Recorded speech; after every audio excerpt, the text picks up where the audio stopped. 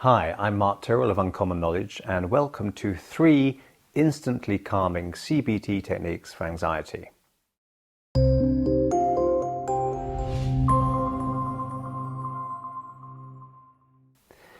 Now, Marcus Aurelius said, "Very little is needed to make a happy life. It is all within yourself, in your way of thinking." Now, I'm a huge admirer of Aurelius and loved his reflections, which I read many years ago. But in the interests of thinking for myself, I open with this quote from the famous Stoic philosopher and Roman emperor, because in my humble opinion, it's just plain wrong. Or, at the very least, vastly incomplete. So let me explain. People thrive in environments that help them meet their innate emotional and physical needs. So as human beings, we have these innate needs and we have an instinctual desire to fulfill them. And when we don't fulfill them, we unavoidably suffer. And I think it's reassuring to let clients know sometimes that their happiness isn't just about what they do inside their own minds. Okay, it's also to do with the extent to which their environment helps them meet their needs. It's also about taking action to identify and meet their needs. So people who meet their needs in a balanced way are less likely to suffer anxiety. Just as thirst is a signal that you're not meeting your need for hydration, anxiety is a signal that you're not meeting your needs in some way. Now, this isn't to say that what we do in our minds has no relevance to our happiness or lack thereof. Of course it does.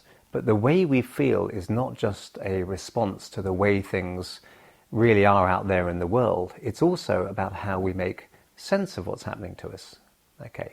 Now, in case you thought I was done ranting, I have one other issue with cognitive behavioural therapy that I need to air before I give you 3 easy-to-apply CBT techniques for treating anxiety that I've found over the years incredibly useful when working with anxious clients. So let's look at this shaky theory first of changing thoughts to change feelings.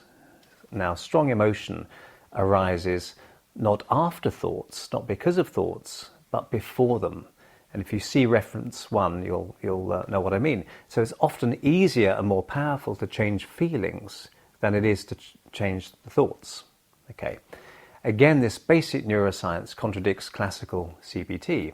Emotions are a fundamental human characteristic, essential for immediate physical survival. They're more powerful than thoughts, occurring much more quickly than cognition, and sometimes with no associated thoughts at all. Clinical hypnosis is the best way to change feelings directly. See reference 2. And a change in our thoughts is a natural consequence of a change in our emotional responses. So, for post-traumatic stress disorder and phobias, for example, it's not faulty thinking that's the problem, and the chances of making significant progress through CBT alone are very remote, okay? But I'm not completely condemning CBT here.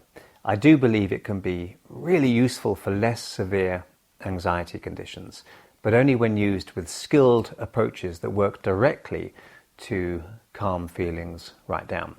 So here are 3 simple techniques that focus on the thinking and behaving part of a person to help them take back control when they've been feeling anxious.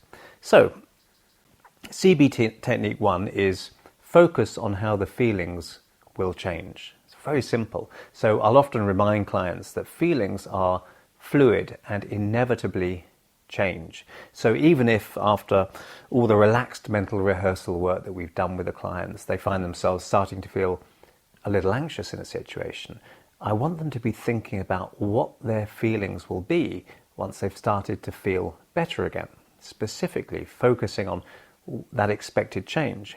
So it might help to write down those expected changes in a few words. So for example, if they're nervous about a presentation, they might write down something like, I'm feeling somewhat nervous, which is natural. When those feelings change, I expect to feel calm and clear-headed again. So they've given themselves a blueprint, a template for what to expect. So on top of this, I'll ask them to imagine what the very first little sign might be that those alterations in feeling are starting to happen, because they will inevitably happen. Okay, So they might tell me that they'll find themselves speaking more spontaneously to their audience, or it might be helpful to write those words down too. Okay, so feelings always shift, and even just remembering that is really useful. Having your client write or think about how they expect their feelings to improve, and the very first little indications that anxiety is morphing into calm, take that concept to the next level. So all good psychological interventions help change expectations, and this technique is no exception. Okay. Now the next technique can be applied in lots of different ways and is more behavioural than cognitive. So the second CBT technique is chew it over and act normal. Okay, so anxiety is a survival response, as you know. It's not an illness, but it's a response that can go wrong sometimes to the point that it hinders rather than helps, like a guard dog that feels like it's helping even as it bites the leg of the friendly postman or mailman or the little old lady next door. So your anxiety response kicks in because it senses a threat, even though that perceived threat may not actually be a real threat at all. So one way to train anxiety to be selective and behave itself is to give it feedback, to let it know that thanks, but you're not needed right now.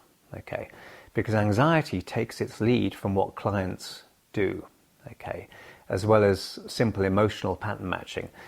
So if the client acts in ways they wouldn't act in a real emergency, the anxiety will fade away. For example, during an emergency, we wouldn't talk softly and calmly, we wouldn't smile, we wouldn't salivate, we wouldn't breathe deeply, and we wouldn't have open body posture.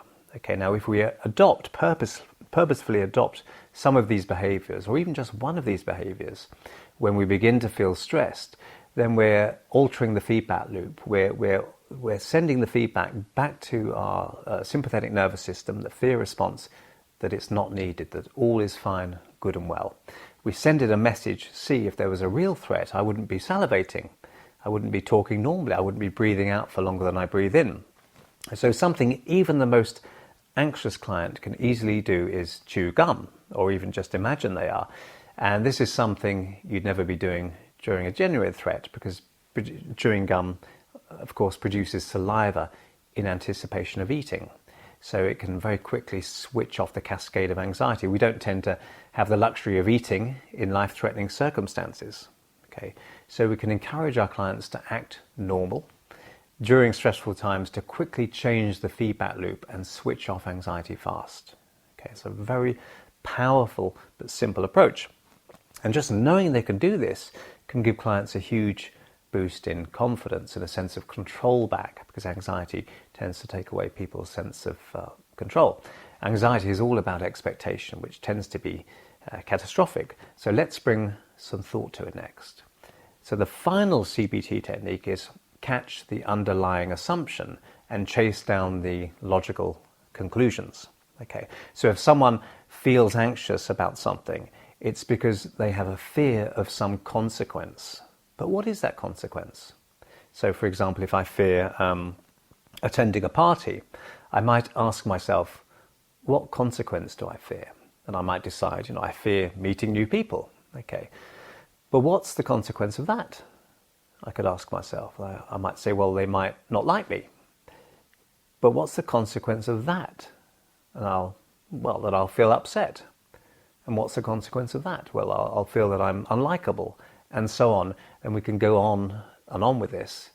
But how will I deal with that? Okay, I'll remember people who do like me. Okay, I'll soon forget about the party. It'll be in the past. I'll remember that I can be wrong when assuming people don't like me. Okay, so we're finding contradictions to the ultimate conclusion of the fear. Okay, and I've done that with people who are insecure in relationships by having them describe what it is precisely they fear, and begin to see that the relationship breakdown wouldn't be, in fact, some kind of catastrophic end, but a step along the path to something else that wouldn't necessarily even be bad. So when someone comes to feel that even if the relationship did end, they would and could survive or even thrive, then the fuel of the insecurity dries up. Okay. So the takeaways here are: 1. Strong feelings shape thoughts, not the other way around, although Marcus Aurelius did have some great insights. We can directly help lift and calm feelings so thoughts fall into line with calmer emotionality.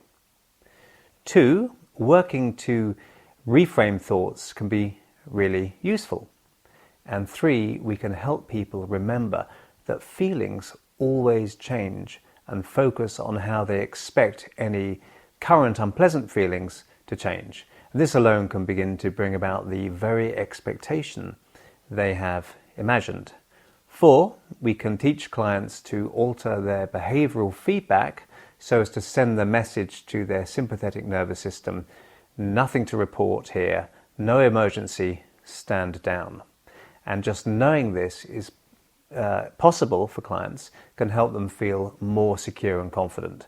And 5, finally, we can enable clients to catch underlying assumptions and follow the logical conclusions to think about how they would actually survive, even thrive, if the worst, or the so-called worst, did happen. Marcus Aurelius also said we ought to do good to others as simply as a horse runs, or a bee makes honey, or a vine bears grapes, season after season, without thinking of the grapes it has borne. And we can't say fairer than that. So I hope you found this useful, and if you did, please hit like, subscribe, and if you want to hear when my next video is published, hit the notification bell below. I'm Mark Tyrrell of Uncommon Knowledge, and I hope I'll see you soon over at unk.com/blog.